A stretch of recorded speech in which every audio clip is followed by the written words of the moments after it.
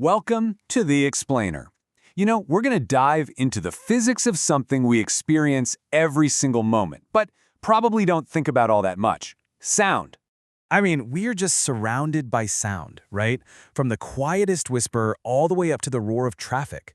It's kind of like the constant soundtrack to our lives. Okay, but what if I told you that the very same basic principle connects all that noise to a genuine medical marvel? Stick with me, because by the end of this, you're going to see the invisible connection between these two completely different worlds. All right, let's get into it. Okay, first things first. We have to get our heads around the idea that what we think of as sound, well, it's just a tiny, tiny fraction of all the sound that's actually out there. Our ears, they've got a pretty limited range. So, on one end of the spectrum, you've got what are called infrasonic waves. We're talking frequencies below 20 hertz. They're just too low for our ears to pick up, kind of like the deep rumbles you'd get from an earthquake. Then, right in the middle, that's our turf. That's the audible range, the sweet spot for human ears. This covers pretty much everything we're used to, from talking to music, and it sits roughly between 20 and 20,000 hertz. And then, way up on the other end, you have ultrasonic waves. These are frequencies soaring above 20,000 hertz. The pitch is so high that, for us, they're completely silent. So here's the big takeaway. There's this huge, invisible world of sound all around us, split into these three main categories. And you know what? It's in that ultrasonic range, the stuff we can't hear, where things get really, really interesting. So let's go there. Let's explore that. This high-frequency, totally inaudible sound has some applications that they've literally changed our world. I think the most incredible use has got to be in medicine. Think about it. Ultrasound lets us peer right inside the human body without making a single cut. It's like having a window into ourselves. And this shows you exactly what it can do. So there's this device. It's called a transducer, and it sends out these little high-frequency sound pulses. Then it just listens for the echoes as they bounce back off tissues and organs. From those echoes, it builds this incredibly detailed picture, like this one of a fetus. And the best part? It's so much safer than using X-rays. But wait, it doesn't stop there. Not even close. We use this same tech to literally shatter kidney stones into dust.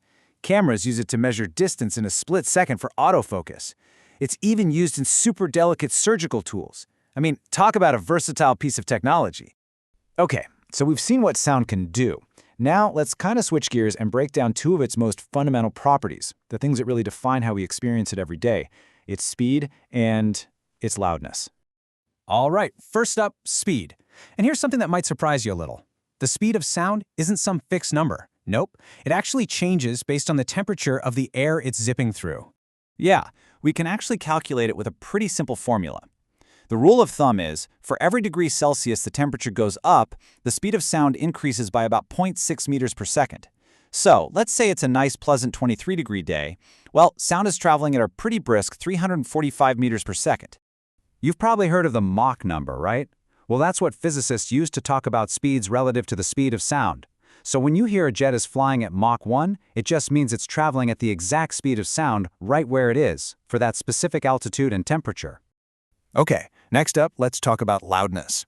Now, this is measured in a unit you've definitely heard of, but you might not fully appreciate just how wild the scale really is. See, the range of sound intensity our ears can handle it's enormous. We're talking from the faintest sound you can possibly hear all the way up to the point where it's actually painful. So to make those huge numbers easier to work with, we use a special scale called the decibel scale. It's logarithmic, which is key. And this is where it gets crazy. Check this out. Because the scale is logarithmic, the levels jump up incredibly fast. So a motorcycle at 90 decibels, it isn't just a little bit louder than a 20 decibel whisper. In terms of pure sound energy, it's, get this, 10 million times more intense. No, that's not a typo, 10 million. And that brings us to our final and honestly our most important point. Understanding decibels isn't just some fun physics trivia. It is absolutely crucial for protecting your hearing for the rest of your life. So I want you to burn this number into your brain, 85 decibels. Why that number? Well, that's the official threshold. If you have prolonged, continuous exposure to any sound at or above that level, you can start to cause permanent, irreversible damage to your hearing. And just look at how quickly your safe listening time disappears as the volume goes up.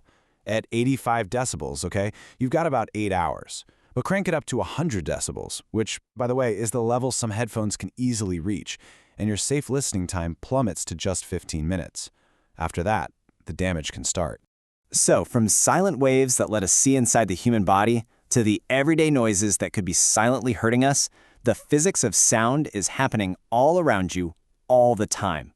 The real question is, now that you know its power, what are you going to listen for?